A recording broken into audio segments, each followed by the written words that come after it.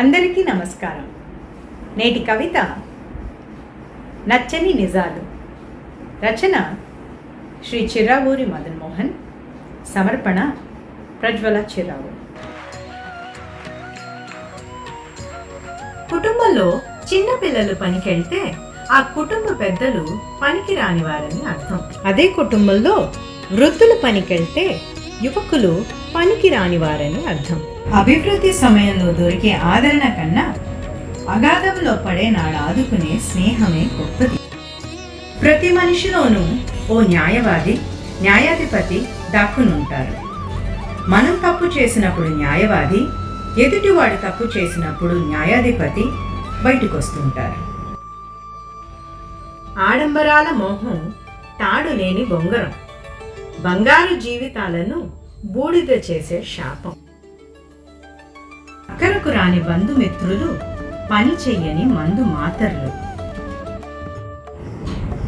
ఆడీలు బెంజులు ఎన్ని ఉన్నా ఆస్పత్రికెళ్ళని ఆరోగ్య జీవితమే మిన్న.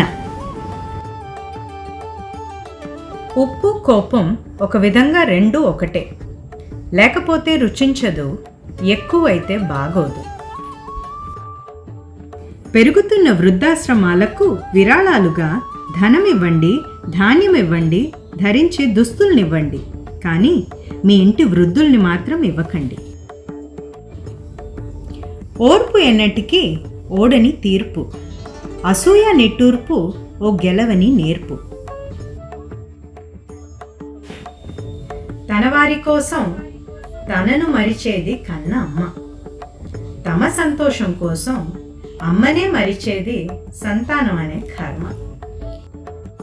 ఆలు మగల మధ్య రగిలే కష్టాలను అటు పెద్దలకు ఇటు పిల్లలకు తెలపకుండా కాపాడటమే దాంపత్యం.